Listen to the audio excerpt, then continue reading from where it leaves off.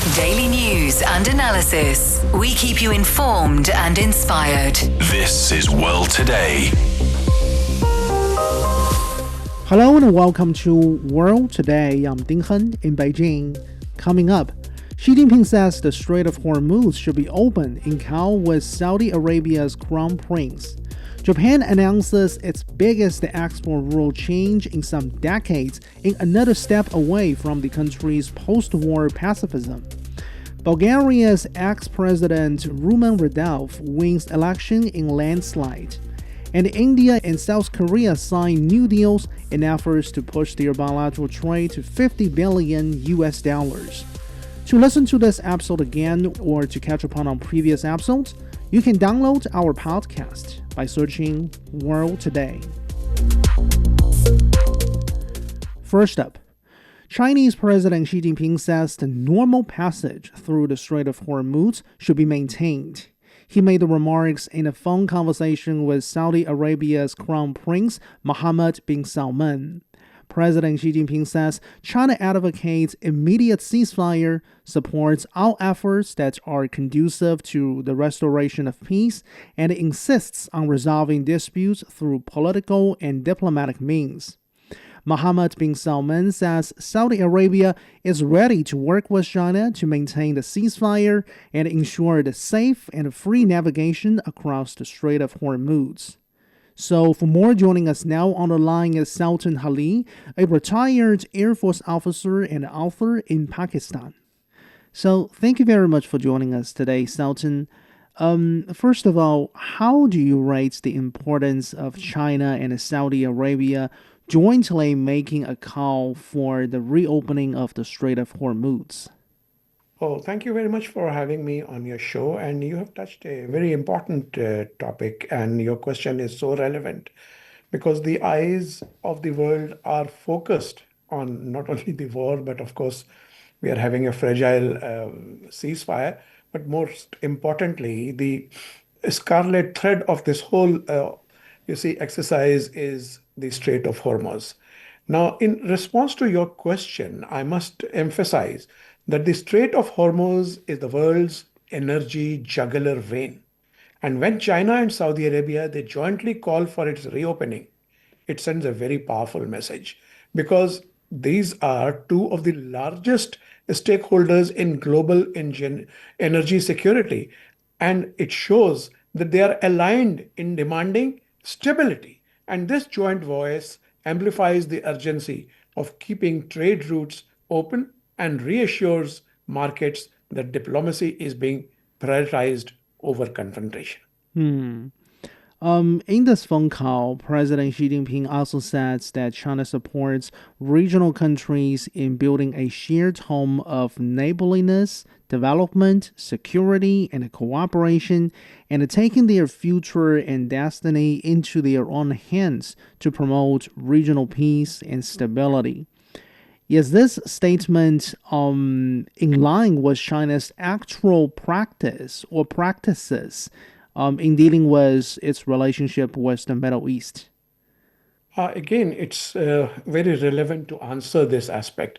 Now, please, this is a unique situation which has erupted. But the important thing is that President Xi Jinping has been saying exactly the same thing, and not just saying, he has been practicing it because the proof of the pudding is in its taste. And his global initiatives, whether it is diplomacy, whether it is security, they boil down to exactly the same statements. So in response to your question, President Xi's words, they are not rhetoric. They are not one time. They reflect China's consistent practice in the Middle East, whether through brokering the Saudi-Iran rapprochement last year, investing in regional infrastructure, or promoting inclusive dialogue. China has shown its support for regional countries in taking ownership of their destiny. Now, please, I would like to remind your listeners, I'm sure you are aware of it, that there is a Chinese proverb that a good neighbor is more precious than a pot of gold. And the principles of neighborliness, security, and cooperation is visible in China's balanced engagement with all sides. Now, talking about the Iran conflict, talking about some of the frontline issues or the negotiation issues, Pakistan is now preparing to host a new round of talks between the U.S. and Iran. So, with that in mind, how do you think the U.S. naval blockade of Iranian ports and this recent U.S. seizure of an Iranian flagged cargo ship are complicating the whole situation? Yeah, it's really very unfortunate because on one hand, America, or to be more precise, its president Donald Trump has been, showing his eagerness for not only continuing the ceasefire or rather the peace, but talking about negotiations and achieving peace. But on the other hand, he has been making very volatile statements. But more important than that is the US naval blockade of the Iranian ports. And that by itself, international law defines it as an act of war. Now, the important thing is that the US naval blockade and seizure of an Iranian vessel, they are not just acts of war. They have really complicated the atmosphere of trust because Iran, when it arrived in Islamabad in the previous talks, which were held on 11th of April, and now was preparing and was prepared to come, just on the eve of it, America carries out this, gross violation of not only the ceasefire, but also of the trust. So please remember, negotiations, they thrive on goodwill. But coercive measures, they only harden position. And Pakistan's efforts to host talks is commendable. It has been burning the midnight oil. It's, you see, officials, especially our Prime Minister and our Chief of Army Staff and our Foreign Minister, they have been visiting various capitals, calling their counterparts all over, and also taking China into confidence about their efforts. And China has supported peace, but the US effort indicates that, you see, it is indulging in blockade, which is risking undermining dialogue by creating a perception that military pressure is being used to dictate terms, which I'm afraid is a non-starter. Meeting the Crown Prince of Abu Dhabi in Beijing last week, Xi Jinping unveiled a four-point proposal to safeguard Middle East stability, including achieving long-lasting peace, nations respecting each other's borders, respect for the international rule of law, and prioritizing security and development. Why do you think China's push for de escalation and a push for the restoration of peace has drawn acknowledgement from multiple parties, including, the direct parties involved in this conflict, namely Iran and President Donald Trump? Yes, Xi Jinping's four-point plan, peace, respect for borders, rule of law, and prioritizing development, they resonate and are welcomed by all parties because these are universal thoughts. And they're not just thoughts, they are actually the home truths. We have to, achieve them because they avoid partisanship and speak of shared interests. And that is why Iran welcomed it, the Gulf states acknowledged it, and even President Trump, who is the perpetrator of this war, he recognized its value because China's push for de escalation is credible precisely because it is driven by principles and it is not power driven. By the way, Sultan, some analysts say a prolonged Iran conflict might increase the possibility that the United States would take more aggressive actions targeting China. What is your take on this? Well, it's a tricky question because we are dealing with a US president who has not been very stable or consistent in either his actions or the rhetoric he indulges into or the statements which he keeps changing time and again. Now, please remember, some analysts, they may warn of a spillover, but the fact of the matter is China's position is clear. It is seeking stability, not confrontation. And a prolonged Iran conflict, of course, it could heighten tensions. But China's diplomatic posture, engaging all sides, calling for ceasefire, and safeguarding navigation, they are reducing the grounds for aggressive targeting because China's neutrality is its shield. For Gulf countries, Sultan, in your observation, what kind of difficulties or vulnerabilities or strategic dilemmas, to put it this way, do you think this ongoing U.S.-Israeli war against Iran has revealed? And in what ways can strengthening ties with China help them address those difficulties or vulnerabilities? Well, you see, the Iran conflict has laid bare and exposed all the vulnerabilities of the Gulf. What was it? The dependence on secure sea lanes, exposure to energy shocks, and most important, reliance on external military powers, and specifically, in this case, the United States of America. Because all the Gulf countries, I mean, the GCC countries, they enabled the US military bases on their soil, and they were assured by the USA that they are there for their defense. But when the crunch came, they realized that the same military bases and reliance on the military powers was their Achilles heel. They were their weakness. And Iran targeted those bases. Iran did not target those countries themselves, but the US bases which were there because they were being used to launch attacks on Iran. And that exposed the vulnerability.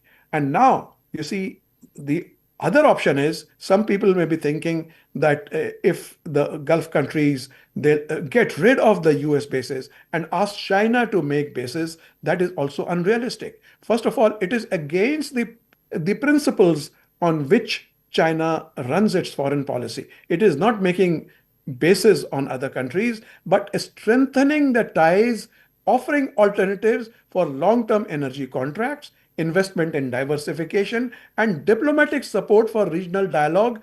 In other words, enabling those countries to defend themselves rather than seek external help. And that is the key word because China is providing an economic ballast and political reassurance. Thank you very much for joining us. Sultan Ali, a retired Air Force officer and author based in Pakistan. Coming up, Japan announces its biggest export rule changes in decades in another step away from the country's post-war pacifism. This is World Today. Stay tuned.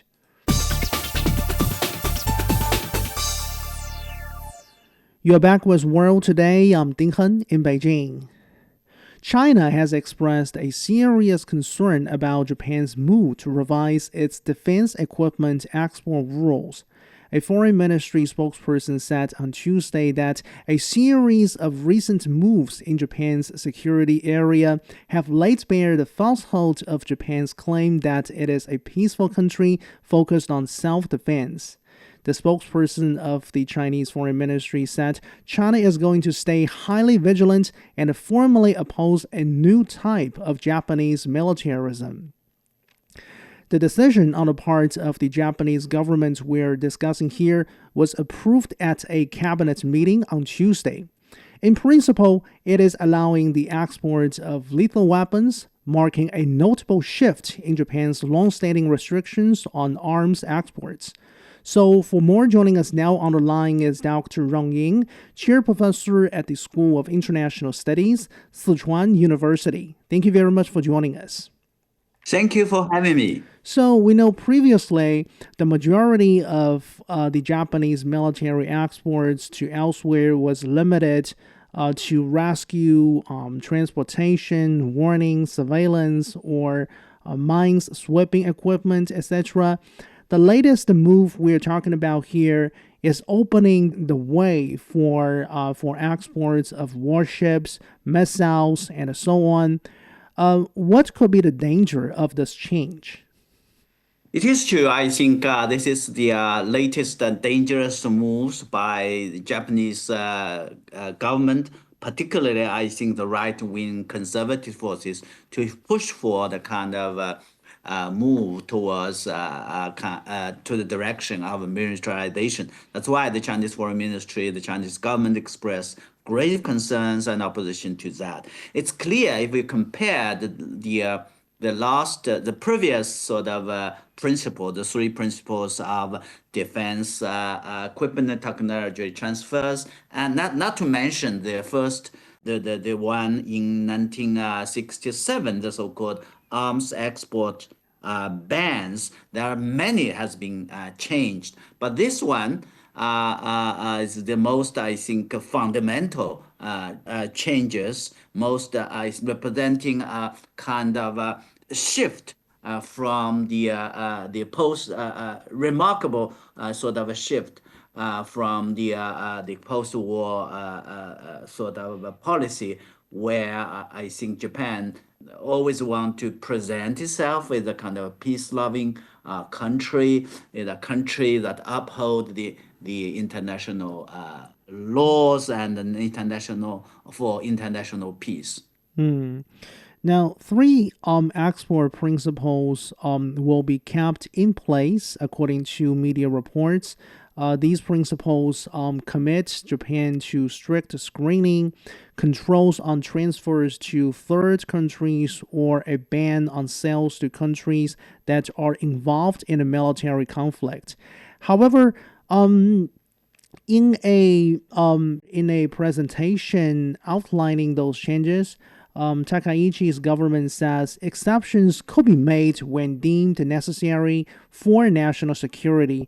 So, as you observe this episode, Dr. Rong, do you think this is actually hollowing out those principles despite making them remain on the surface?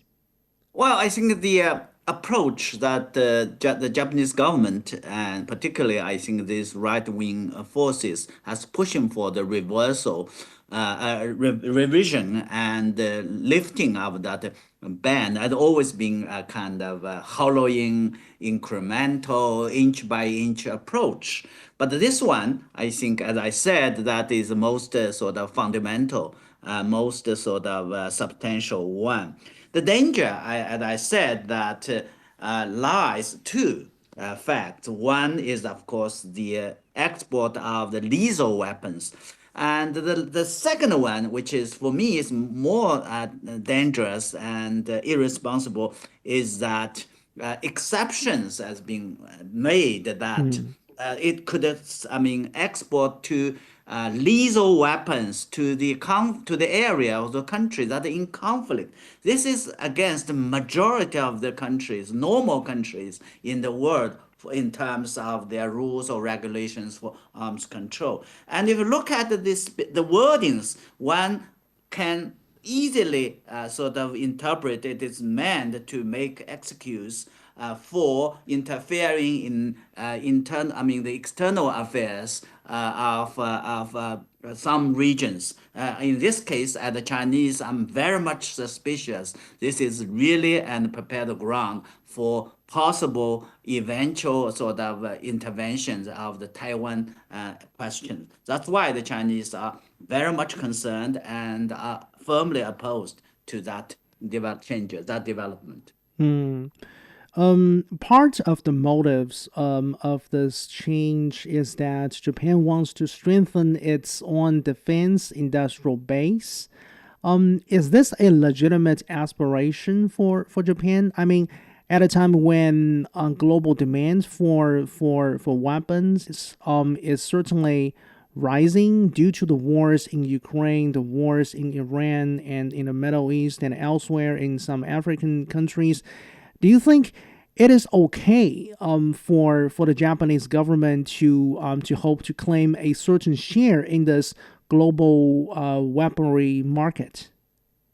Well, I'm not going to buy that argument, whether it's an economic or whatever. After all, I think as a sort of responsible country or peace-loving country, Japan always tried to claim and present that exporting lethal weapons for whatever reason, making money, that is really, I think, against the morality, against the proper norms and the rules that Japan always, claim that they want to uphold.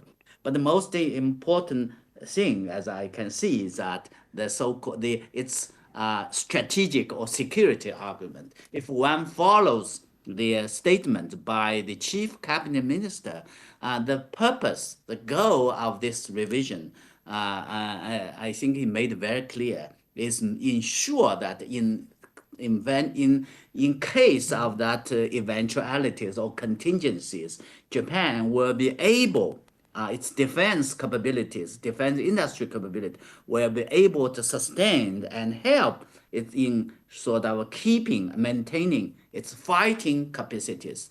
That is exactly, I think, the danger where this revision of policy lies. That is the reason why I think Japan's neighboring countries, the region in particular, and the world at large, had to be really careful. If you look at Japan's history, wartime history, and if you look at Japan's sort of the excuses that have been made to launch an aggression against its neighbors and the country in the region, Japan always always try to find an excuse for its policy. That is very much a dangerous development. It is reported that one of the first deals following this latest change could be the export of some, secondhand Japanese warships to the Philippines. Do you think should Manila think twice about such kind of purchases? Well, I think Manila should think more than twice, right? As after all, I think during the World War II, Manila, the Philippines, were, those who suffered most. Yeah, of the Japanese aggression, Japanese wartime atrocities. And while some Filipinos may have short memory, but I think the Philippines people and the region, in the Southeast Asia as a whole, and should really have to be careful, should really have to be vigilant that, as we are discussing that Japan's sort of policy shift on the question of arms export is primarily meant to prepare the ground for its interest, and which is, I think, to fighting capabilities, to to ensure that its strategic goals will be reached or be addressed by military means. This is again very much against the international obligations Japan has been should uphold post-World War II, and also the commitment for, I think, peaceful development. Yeah, indeed. I guess when we talk about Japan's bigger trend of trying to build its own military, a so-called normal military, of course, an elephant in the room here is China. And should Tokyo really worry about a so-called threat posed by China? I think that's something that should be really taken with a sense of, skepticism. But thank you very much for joining us, Dr. Rong Ying, Chair Professor at the School of International Studies, Sichuan University. More to come. Bulgaria's ex-president Rumen Radev wins election in landslide. You are listening to World Today. To listen to this episode again or to catch up on our previous episodes, download our podcast by searching World Today. We'll be back after a short break.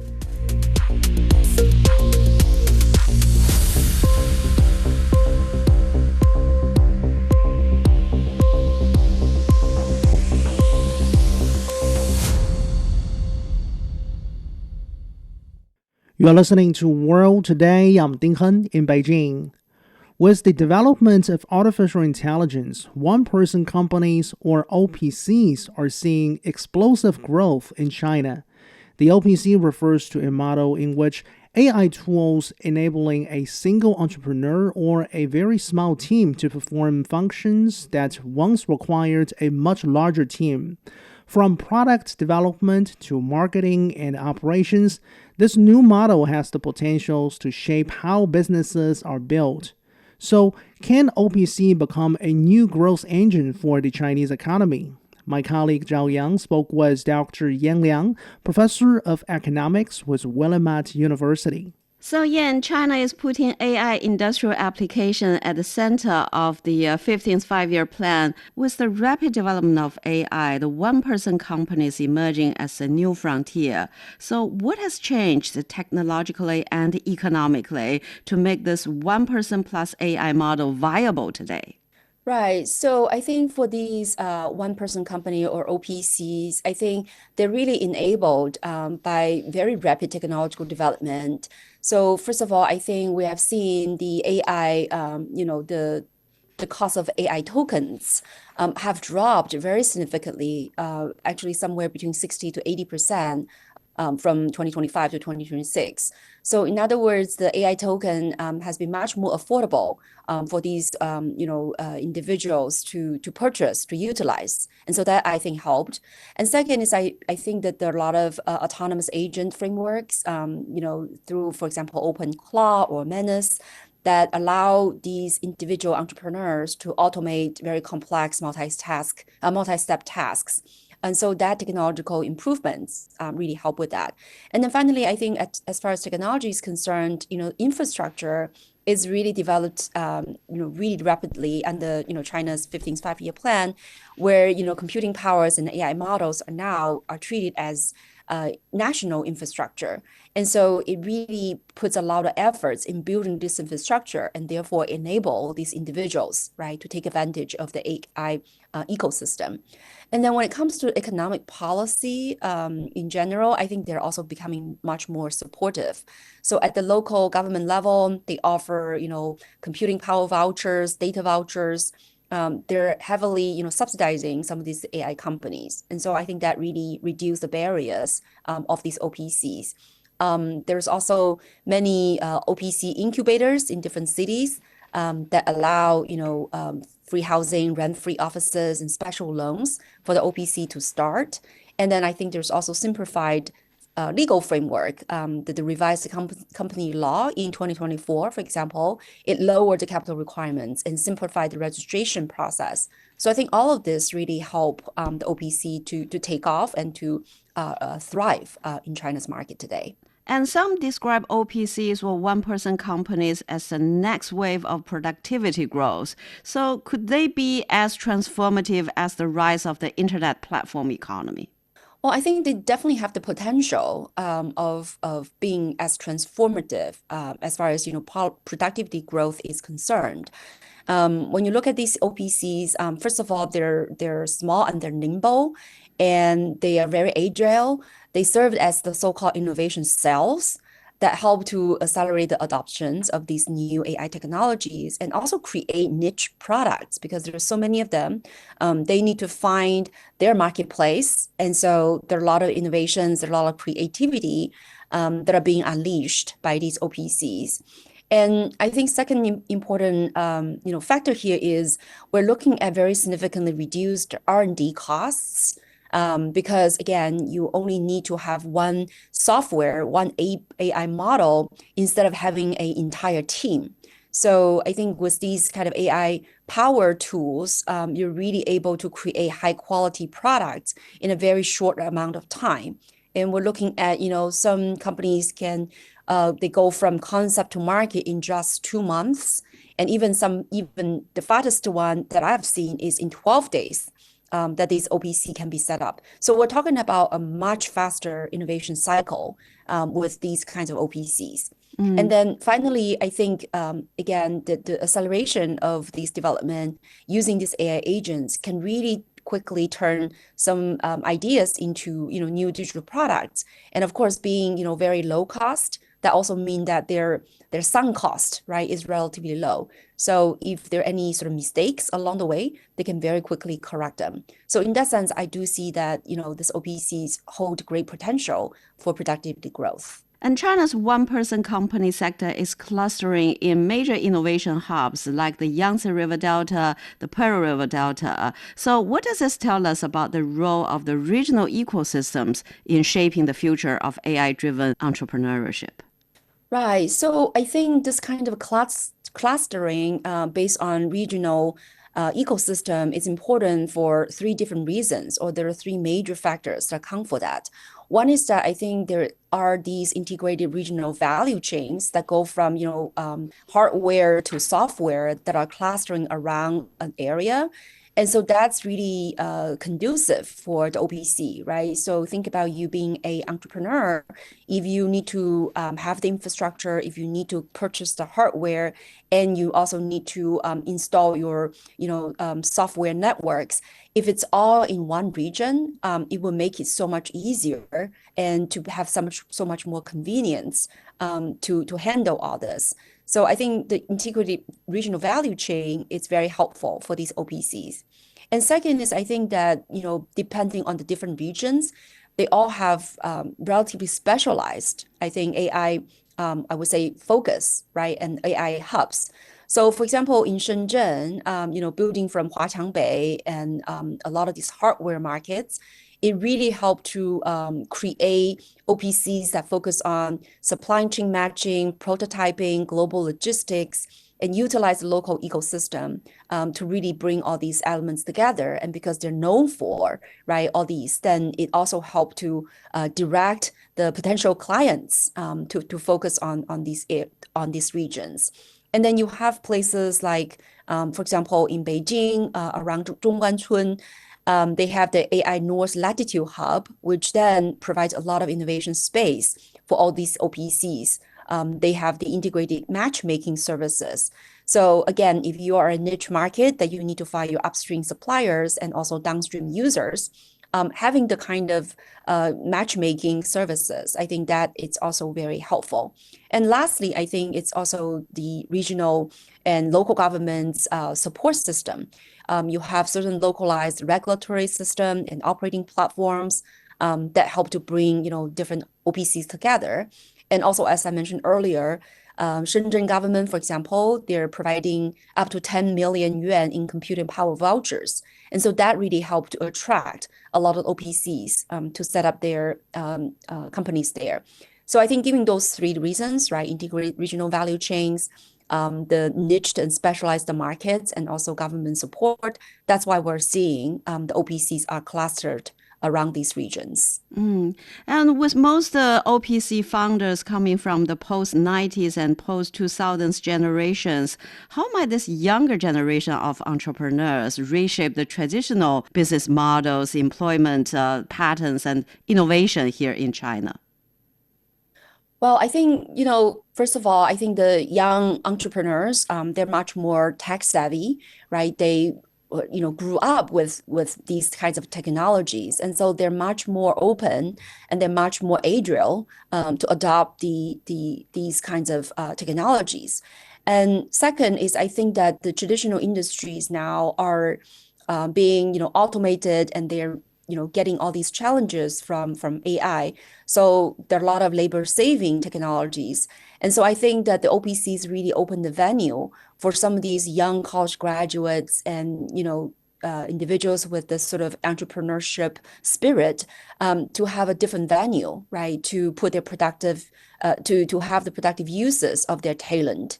So I think that is also important as far as, employment is concerned, that now we're seeing this sort of flexible employment and employment or kind of jobs, quote unquote, right, that would really unleash the individual creativity and their innovability and also their self, motivations. So I think from these two perspectives, right, one is to, have this new business model, as you mentioned, being very innovative, being very tech savvy, being very tech dependent.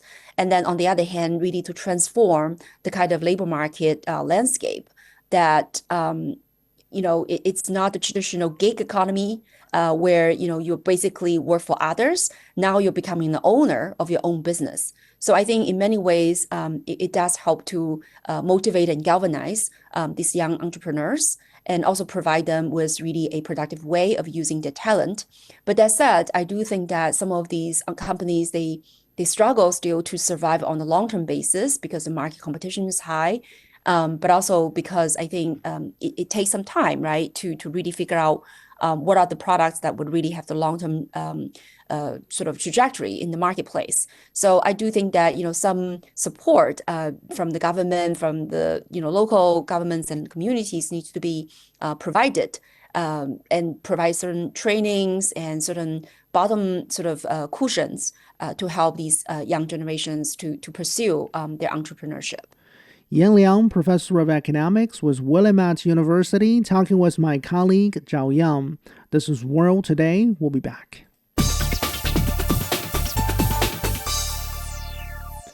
You're back with World Today. I'm Ding Hen in Beijing. Bulgaria's former leader Rumen Radev has won his country's parliamentary election by a landslide. His Progressive Bulgaria party secured almost 45% of the votes, marking one of the strongest single-party performances in a generation. The vote came 4 months after massive protests over economic grievances and corruption forced the previous government administration to resign. Both the European Union and Russia have welcomed his victory. So for more, my colleague Song Ruixing spoke with Dr. George Zagopoulos, a senior fellow with the European Research Organization, CIFE. George, why did Progressive Bulgaria win so decisively, and what does this result tell us about what Bulgarian voters are prioritizing right now? In the last couple of years, Bulgaria has suffered from different rounds of elections, meaning that snap elections were taking place very regularly, and people had been fed up with having to vote all the time. So this time they opted for a new government in the hope for some political stability.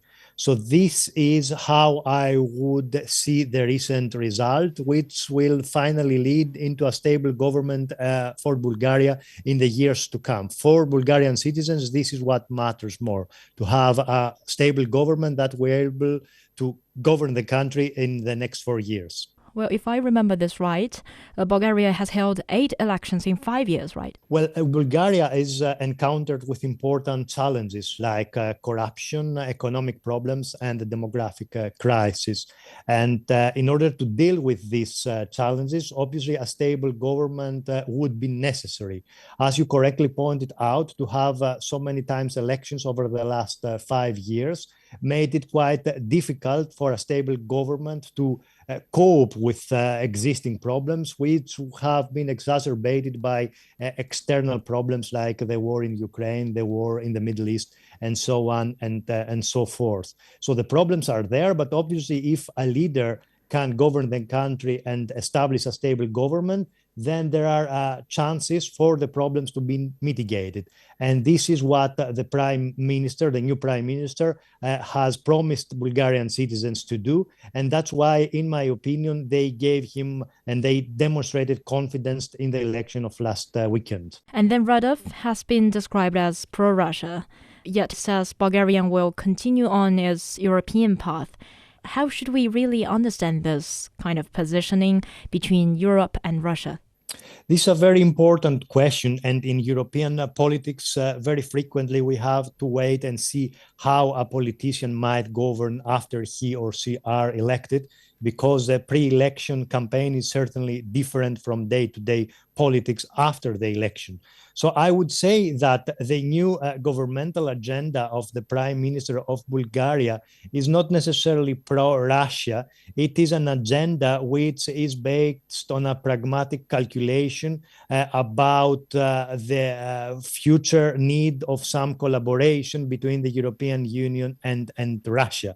And the Bulgarian Prime Minister is not the only one who opts for such a policy in the years to come. Of course, we have to wait and see up to what extent the European Commission, Brussels in general, might be prepared to accommodate with this policy. and up to what extent the position and the attitude of Brussels might have an impact on the future policy of Bulgaria vis-a-vis Russia. So the prime minister is suggesting that he is not pro-Russia. This is very important to suggest. He promised to Bulgarian citizens better times at the economic level through perhaps economic collaboration or a sort of economic collaboration and energy collaboration with Russia. So as a Black Sea nation on NATO's southeastern flank, how much room does Radev actually have to shift Bulgaria's foreign policy? Well, Bulgaria is a small country in the Balkan Peninsula, and therefore small countries do not have the room to completely or drastically or catalytically change their foreign policy. So Bulgaria is a NATO member state and is an EU member state and recently joined also the Eurozone. So I don't expect major changes in that regard. What I would expect is a more pragmatic and realistic foreign policy from the side of Bulgaria, suggesting that it will be possible for the country as much as possible to explore the possibility of dialogue with other countries like Russia. But in terms of a major shift in its foreign policy, I find it very difficult for that to happen. And I'm not sure that the new prime minister himself is prepared to embark on such a journey. He will be prepared to embark on a journey of pragmatism in order, as much as possible, to solve the economic problems of Bulgaria, which have worsened over the last couple of years. You earlier mentioned this Bulgaria's domestic instability. Do you think this is more about political fragmentation, or does it point to deeper institutional weakness? Well, I would say that it is a political instability which is fueled by existing corruption in Bulgaria. And this is the main reason also why citizens voted and decided for a political change. The real question, of course, is up to what extent the new prime minister will be able to deal with the existing problems he is not responsible for. Certainly, we have to wait and see, but obviously the fact that the country now has a stable government with a majority in parliament is very important, taking into account what has happened in Bulgaria over the last 5 years and also before at the political level. Finally, George, Radev has not ruled out a coalition with a pro-European group or a smaller party. What is the single most important thing to watch in the first, let's say, 100 days of his government? Well, obviously, political synergies will be very important to monitor in the next weeks. Certainly, the new prime minister of Bulgaria now, as the one who won the election, he's the real winner, is attempting to pass the ball on other political parties and possibly broaden or establish a coalition government that will give him the opportunity to have larger majorities in the parliament. And taking into account that his percentage in the national election was very high, I would say that smaller parties might find an opportunity to collaborate with him, because otherwise they might be in the opposition for the years to come. So it's up to them to either work together on a joint platform or to stay in the opposition. And that's why I believe that the new prime minister of Bulgaria is politically gambling this way in order not to govern alone, but to establish a coalition with others and chart a safe way forward for his country for the years to come. That was Dr. George Zagopoulos, a senior research fellow of the European Research Organization CIFE, speaking with my colleague Song Ruixin. Coming up, India and South Korea signed new deals in efforts to push their two-way trade to $50 billion US. This is World Today. Stay tuned. Welcome. I am Chu Zhang, Deputy Director at the Center for Middle Eastern Studies at Fudan University. On the World Today program, we will dive beyond the headlines to uncover the stories, trends, and impacts that connect states across the globe. Join me on World Today.